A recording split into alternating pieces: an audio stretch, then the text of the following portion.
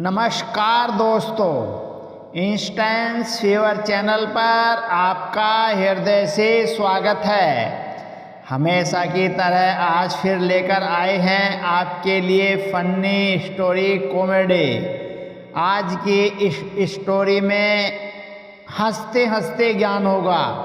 Story को पूरी देखिए, पूरा ज्ञान होगा, पूरी हंसी आएगी, पूरा मनोरंजन होगा। तो फिर इसको शुरू करते हैं। सास बहू ने मंदिर में जैसे ही प्रवेश किया तो एक शेर की मूर्ति दिखाई दी। फिर बहू ने कहा, माँ आगे मत आओ, ये शेर खा जाएगा। सास को चिंता हुई कि मेरे बेटे का तो भाग्य फूट गया और बोली, बेटा पत्थर का शेर है, कैसे खाएगा, चलो अंदर चलो मंदिर में। और फिर सास बोली, बेटा ये माता है और इससे मांग लो, यह माता तुम्हारी मांग पूरी करेगी। बहू ने कहा, माँ ये तो पत्थर की है, ये क्या दे सकती है। जब पत्थर की गाय दूध नहीं दे सकती, पत्थर का बछड़ा दूध नहीं पी सकता, पत्थर का शेर खा नहीं सकता, तो ये पत्थर की मूर्ति क्या दे सकती है। अगर कोई दे सकती है तो वो आप हैं, आप मुझे आशीर्वाद दीजिए। तभी सास की आंखें खुली। वो बहू पढ़ी लिखी थी, तार्किक थी, जागरूक थी। तर्क और विवेक के सहारे बहू ने सास को जागृत किया। एक मशहूर प्रेरक वक्ता ने समारोह में कहा, मैंने अपनी जिंदगी के सबसे अच्छे साल उस औरत के बाहों में गुजारे जो मेरी पत्नी नहीं थी। सब एकदम से चुप हो गए। तब बात आगे बढ़ाते हुए कहा, वह औरत मेरी माँ थी। सब ने खूब तालियां बजाईं। वहाँ मौजूद हमारे एक भाई ने यही कथन अपने घर में 4 पैक लगाने के बाद आजमाना चाहा। किचन में काम कर रही पत्नी के पास जाकर बोला, मैंने अपनी ज़िंदगी के सबसे अच्छे बरस उस औरत के बाहों में गुजारे जो मेरी पत्नी नहीं थी।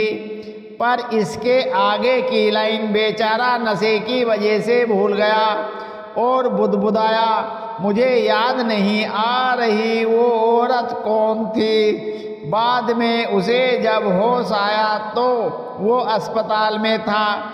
बेलन से हाथ पैर थोपड़ा पसली टूट चुकी थी, बाल नोचे हुए थे।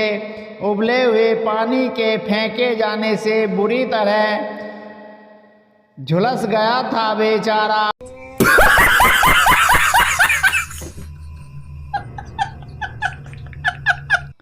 एक किसान के खेत में काफ़ी सारे चूहे थे और एक सांप भी।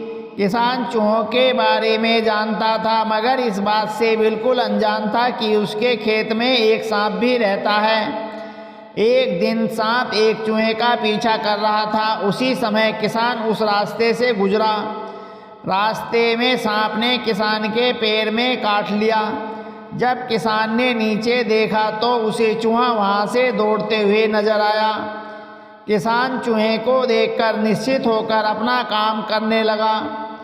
सद्भाग्य से ज़्यादातर सांपों की तरह वो सांप भी जहरीला नहीं था, इसलिए इस घटना का किसान पर कोई भी बुरा असर नहीं हुआ। कुछ दिन बीत गए।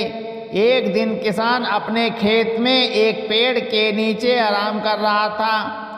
उस समय सांप एक और चूहे का पीछा करते हुए उसके पास पहुंच गया।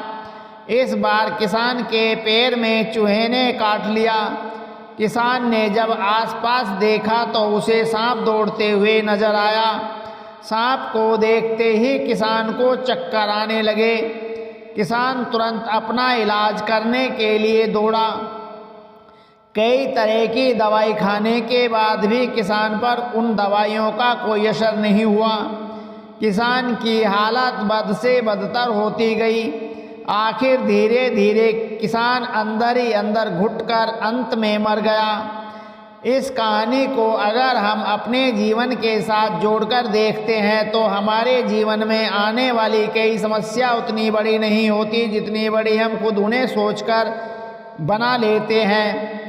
कई बार तो हम समस्याएं होती ही नहीं हैं, कई बार तो वह समस्याएं होती ही नहीं है, समस्या कुछ और होती है। हम सोच कर किसी गलतफहमी को बड़ी समस्या बना लेते हैं।